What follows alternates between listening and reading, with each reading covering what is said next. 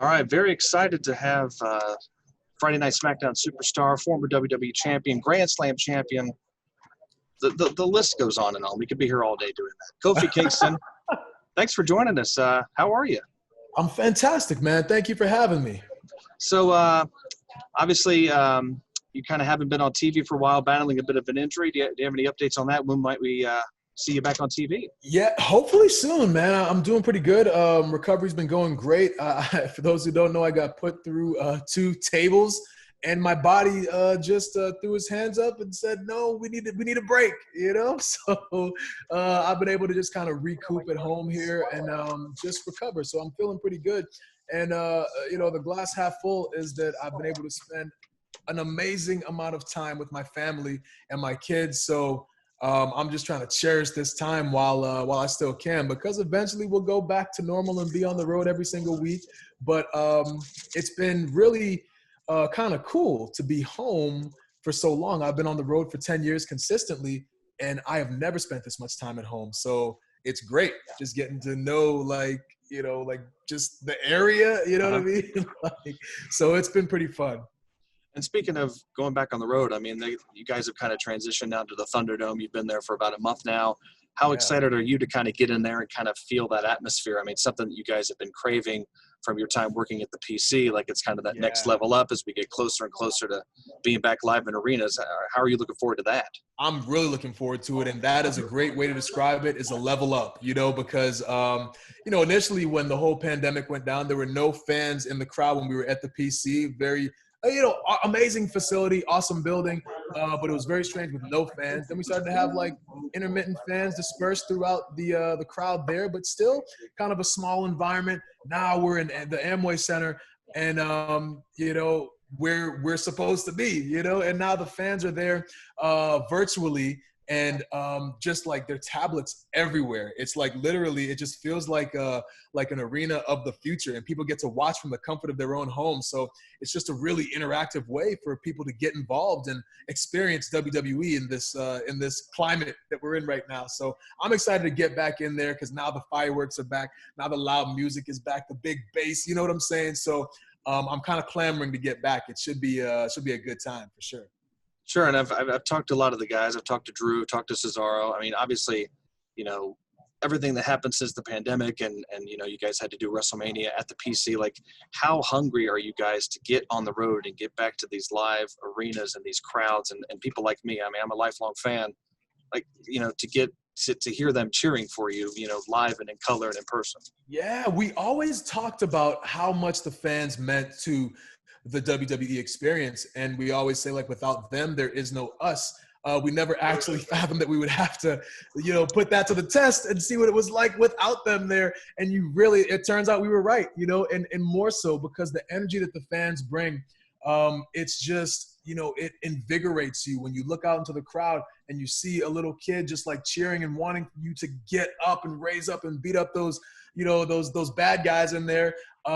It's just it's a little bit different. The energy is different. To have to be at WrestleMania, and for myself, I was involved in a triple threat ladder match, and you come out and you start getting pumped up, and there's no one there to get pumped up with you. It's like, okay, I have to manufacture my own energy, and it still ends up being a great match. It was just different. So I think that we're all excited to just get closer and closer to having the fans be back in the arena. Who knows when that'll happen, but again, this Thunderdome experience is pretty close.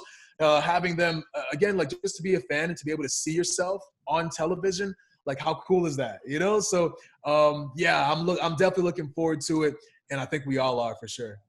Sure, and kind of as Xavier has his injury he's recuperating from, and you're kind of on not really a shelf, you're on your way back, but obviously Big E has this chance to kind of shine, and at the same time you guys have said that you're going to still always be the New Day. Kind of where do you see things going when you come back? Are you guys going to try to get your titles back from on SmackDown? Are you going to kind of do a little singles thing for a while? What do you kind of envision?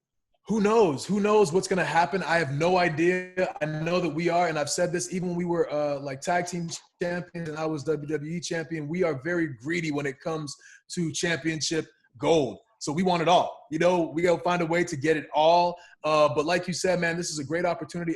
Every now and then, the stars align and things happen the way that they're supposed to, right? So with myself being on the shelf, with Woods being on the shelf, now Big E has a chance to shine. And, you know, I'm sure you understand, and you've been wanting this for a while too, if you've been a wrestling fan. People want to, they want to see what Big E brings to the table, you know? And now he has the chance to do that and to show everybody just how talented he is. You know, he's worked hard. He's been with the company in totality for over a decade. I think actually 11 years, you know? So to be able to get your chance and get your opportunity to kind of seize the reins and climb that ladder, I'm really, really excited for him, you know, and a lot of people are too. So everyone knows that Big E has got all the tools, man. He's got the physique. He's got the personality. He's got the hips. He can bring the aggression if he needs to, you know. So amazing on the mic, you know, and just an amazing person all around. So myself, Woods, and the entire WWE universe are really excited to see him get his shine. You said the word reigns. I'm going to kind of parlay that into my next question. You know, Roman's back on top of SmackDown. He's kind of got this new look to him, a new feel to him. He's got Paul Heyman with him. Like, how have you kind of seen kind of the evolution of his character? Like, is there a new evolution of your character that you foresee in the future, or are you just going to kind of keep going? Yeah, I mean, I'll start off with Roman. First of all, like, to me, he was a guy who had all the tools, right? Roman, you know, he's in movies. He's the big dog and the top dog in the yard. Why do you need this parasite, Paul Heyman?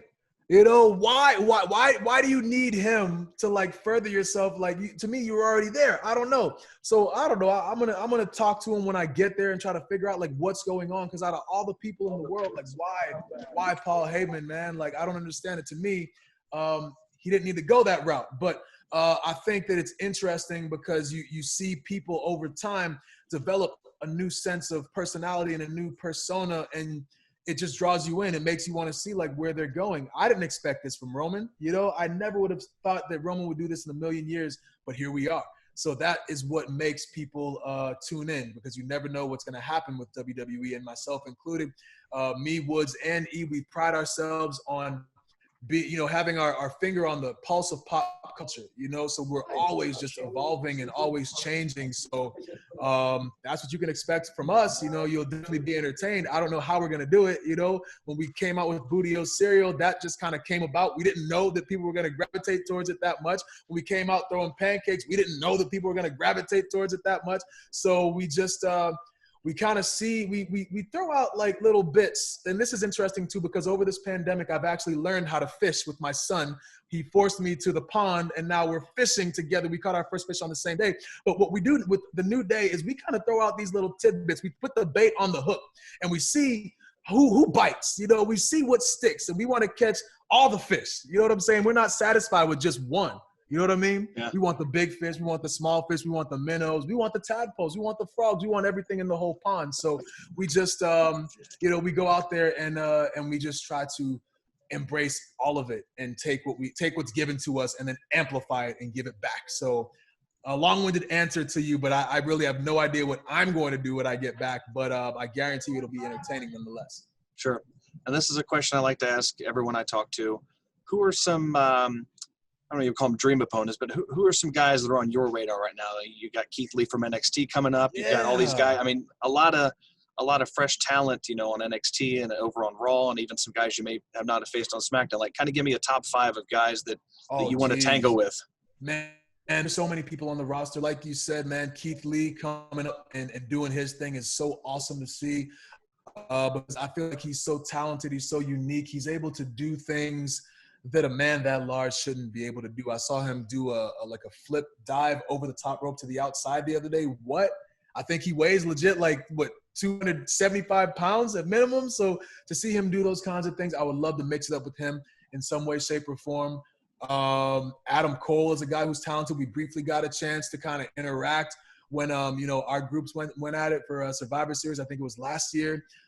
He's really good. Karrion Kross is another interesting guy, NXT. He's really good too. Ali, who has been on Main Event a lot, but hasn't really been on like Raw or SmackDown. But I've always felt like he and I would have really, really good chemistry in the ring because he's so incredibly talented, you know, and obviously like if he doesn't get hurt last year, I'm probably not going to WrestleMania. Kofi Mania is probably not born because I stepped in to fill in his spot. So I would love to mix it up with him in some way, shape, or form, whether it be teamed with him, you know, against him, or just watching him live because he's really, really, really talented, you know. So yeah, and then Alexa Bliss is making a heck of a transformation right now. I'm not sure what's going on. But I'd love to bear witness to that in some way, shape, or form too. Obviously, Sasha, you asked me to name 5, and I'm naming everybody on the roster, but Sasha and Bayley, you know, going at it. I want to see what's going on there. Sasha being in the Mandalorian coming up, like mind-blowing, so happy for her. So there's a lot of people, a lot of things going on, a lot of talent to be seen right now, and a lot of talent to, I think we're really just blessed to, we kind of have our pick. There's so much talent right now. There's so many interesting possibilities that could happen in WWE right now. So we'll see what happens when I get there and where I go, you know, so it'll be good. Sure. I do want to ask you about Connor's Tour. Obviously, you know, with you guys not being on the road, you can't get those face-to-face visits to these hospitals that you guys love doing and all the Make-A-Wish stuff. Like how have you guys been able to kind of use, you know, the pandemic and the Zooms to still reach out to these kids and kind of be there for them. And I know just in the clip that I saw, you know, you guys get as much out of it as they get out of it just because, you know, you guys make that connection, and that's what you guys thrive on, is making that connection with people. Right, for sure. And I think for me, like, that's the best part about being a WWE superstar. As amazing as it is to be in the ring and win championships and live out my childhood dream, it's always more important for me to be able to find a way to pay it forward. And these kids that we go visit at these hospitals are some of the strongest people that I've ever met, you know, going through the things that they go through at such a young age. And when we are there, we make them forget what it is that they're going through. The time that we're there, it's all smiles and happiness. And the fact that me as a human being am able to bring that sense of relief to another human being it's very flattering. It's very fulfilling. So for Pediatric Cancer Awareness Month right now with Connor's Cure, we're all just trying to do our part. And with WWE and Connor's Cure, we've been raising awareness and raising funds to the research to cure pediatric cancer. So anything that we can do to be a part of that, even if it's just putting a smile on people's faces, is essential for us. And we had this amazing Zoom meeting the other day, and no, it wasn't face-to-face, but it was interactive in a way that I don't know that we would be able to do. You know, we got to meet with several people at the same time. And again, it was like all smiles. One of them and I shared the same name as me. So we conversed about that. You know, we were both from Ghana. So we talked about the motherland, you know. So it's different interacting virtually, but at the same time, it is still, you know, doing what we love to do, and that's put smiles on people's faces and let these kids know that we are here to support them in any way. Awesome. Anything else you want to add before we close out today? That's pretty much it for me. But, you know, just Friday Night SmackDown, tune in. You know, I'm going to be tuning in for sure every Friday on Fox, 8 o'clock Eastern time. You know, we're now in the Thunderdome. And like I said, this is just one of the most interactive, if not the most interactive experiences that a fan can have. So check us out, man. Check us out. It's going to be a great show as it is every single week.